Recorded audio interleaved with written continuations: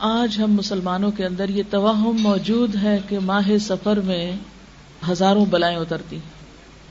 آپ نے بھی یہ بات سنی ہوئی ہوگی، اسی لیے لوگ اس مہینے میں شادی بیاہ نہیں کرتے، اسی طرح کوئی خوشی کی تقریب نہیں کرتے، اور کہتے ہیں کہ اگر سفر میں شادی ہوئی تو صفر ہو جائے گی، یعنی کامیاب نہیں ہو سکتی. اس لیے سفر کے مہینے کا انتظار کرتے ہیں کہ ختم ہو جائے اور اس کے بعد پھر ربیع الاول میں پروگرام کریں. اور اس مہینے کی خاص طور پر 13 تاریخ کو بہت منحوس سمجھا جاتا ہے. اب آپ دیکھیں کہ 13 کا عدد انگریزوں میں بھی بڑا ناپسندیدہ عدد ہے، یا بیڈ اومن لیتے ہیں اس سے. کینیڈا میں ایک جگہ پر مجھے جانے کا اتفاق ہوا تو کافی اونچی بلڈنگ تھی. اندر جب داخل ہوئے تو لفٹ میں جب گئے تو شاید 20th فلور یا کس پہ جانا تھا، تو وہاں کسی خاتون نے میری توجہ دلائی، کہتے آپ دیکھیں ذرا اس میں 13 کا عدد نہیں ہے، کیونکہ یہاں یہ توہم پڑھے لکھے لوگوں میں. اب آپ دیکھیں کہ باقی تو ان پڑھ ہیں، وہاں پڑھے لکھے لوگوں میں یہ توہم موجود ہے کہ 13ویں منزل پہ رہنا اور 13 نمبر کمرے میں رہنا اور 13 نمبر فلیٹ میں رہنا یہ منحوس ہے. حالانکہ 13 کا عدد کیا ہے، اس میں کیسے نحوست گھس گئی؟ لیکن خیال ہے، اس خیال نے ہمارے اوپر اتنا اثر کیا کہ ہم خوف کا شکار ہو گئے، اور پڑھے لکھے ہونے کے باوجود پوری ایک فلور جو ہے اس کا نمبر ہی اڑا دیا اور اس کو غائب کر کے اگلے پہ چلے گئے.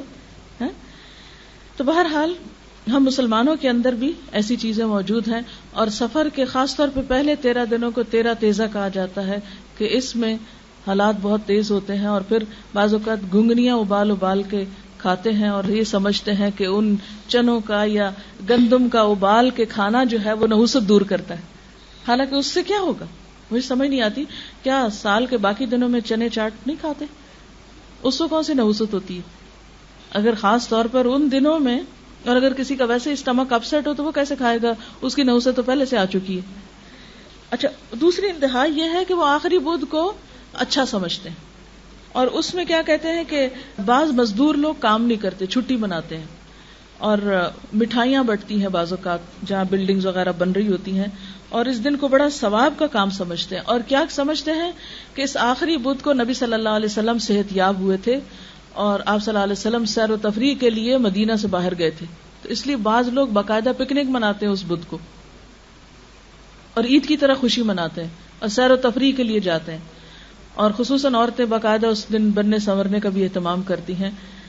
اس میں پہلی بات تو یہ کہ تاریخی اعتبار سے یہ بات ہی غلط ہے، بلکہ اس دن آپ صلی اللہ علیہ وسلم کی بیماری شروع ہوئی تھی جس میں آپ کی پھر وفات ہوئی. یعنی کہاں یہ کہ جہاں آپ کی بیماری شروع ہو رہی ہے، معلوم نہیں ہمیں کس نے سجھا دیا کہ اس دن آپ صحت یاب ہوئے. کسی بھی ایک صحیح تاریخی روایت میں ایسی کوئی چیز نہیں پائی جاتی کہ اس دن آپ صحت یاب ہوئے تھے. اچھا، بعض لوگ اس دن چوری بھی دیتے ہیں، چوری بناتے ہیں یا کچھ، اور کیا کہتے ہیں کہ اس دن نبی صلی اللہ علیہ وسلم صحت یاب ہوئے تھے تو آپ نے چوری کھائی تھی. اب آپ دیکھیں کہ نیا نیا کوئی شخص بیماری سے اٹھا ہو تو کیا اس کو چوری کھلاتے ہیں؟ یعنی عقل کو بھی یہ بات نہیں لگتی. یعنی آہستہ آہستہ انسان واپس لوٹتا ہے اور انسان کھانے کی طرف آتا ہے. اور آپ کو معلوم ہونا چاہیے کہ نبی صلی اللہ علیہ وسلم نے اپنی زندگی میں کبھی بھی چپاتی نام کی چیز نہیں کھائی، جس کو ہم چپاتی بولتے ہیں، یا میدے کی روٹی کبھی نہیں کھائی. چوری تو کہاں کھائیں گے آپ؟ آپ ہمیشہ ان شنے آٹے کی، موٹے آٹے کی روٹی کھاتے تھے، جس کو آج ہم نے پھر سمجھ لیا کہ ہاں صحت کے لیے وہی اچھا ہے. براؤن بریڈ اسی لیے بہت عام ہو رہی ہے بنسبت چپاتی کے.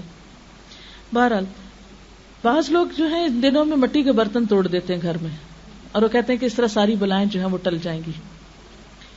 پھر اسی طرح کچھ لوگ اس مہینے میں آنے والے سال کے لیے 365 آٹے کی گولیاں بنا کے ہر گولی پہ قرآن کا کوئی خاص حصہ پڑھتے ہیں اور پھر مچھلیوں کو کھلاتے ہیں جا کے، اور یہ کہتے ہیں کہ اس سے بھی بلائیں ٹلتی ہیں. جی، یا ایھا المزمل ہر گولی پہ پڑھتے ہیں. تو اگر کسی شہر میں تالاب ہی نہ ہو اور سمندر اس کے کنارے نہ لگتا ہو، وہ کہاں مچھلیاں لائے گا اور ان کو کھلائے گا؟ اور اگر 2-4 مچھلیاں اور ان کو 365 گولیاں ہر ایک نے لا کے ڈالی ایک تالاب میں، تو میرا خیال ہے تالاب آٹے سے بھر جائے گا. بھر گیا؟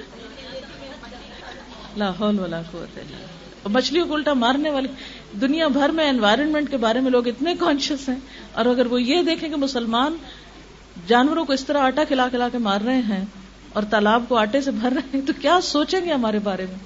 یعنی کس قدر ناسمجھی کی باتیں ہیں نا. تو بات یہ ہے کہ آپ صلی اللہ علیہ وسلم نے خاص طور پر سفر کا نام لے کے فرمایا کہ لا عدوى ولا طیرہ ولا ہم ولا سفر.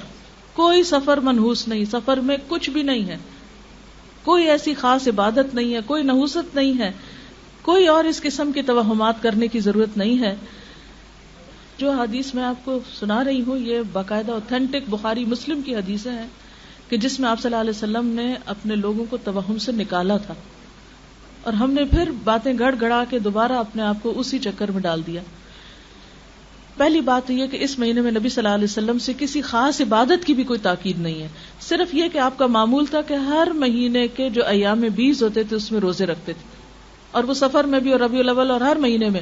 ایام 20 کیا ہے؟ چاند کی 13، 14 اور 15 تاریخ جب فل مون ہوتا ہے. جب فل مون ہوتا ہے نا تو اس کی روشنی اور اس کا جو وہ ایک خاص ہے. تو آپ نے دیکھا کہ سمندر پر بہت اثر انداز ہوتا ہے، یعنی اس سے مد و جزر ہوتا ہے، ہائی ٹائیڈ ہوتی ہے. تو اسی طرح انسانی جسم کے اندر بھی یعنی ایک خاص قسم کی وہ اس کے جو جذبات ہیں یا اس کے اندر جو ایک احساسات ہیں ان پر ضرور اثر انداز ہوتا ہے. اور یہ قسمت یا وہ کوئی ان نون چیز نہیں ہے، اسے سائنٹیفک فیکٹ کے جو چاند کے جو روشن راتیں ہیں وہ سمندر کے پانی پر اثر انداز ہوتی ہیں، اسی طرح انسانی طبیعتوں پر بھی یہ اثر انداز ہوتے ہیں. تو انسان کو کول ڈاؤن کرنے کے لیے نبی صلی اللہ علیہ وسلم نے ان 3 دنوں کے روزے کو مسنون قرار دیا، جو صرف سفر میں نہیں ہر مہینے رکھے جا سکتے ہیں. اور رمضان میں تو خیر سارا ہی مہینہ ہوتا ہے. 13، 14 اور 15 چاند کی.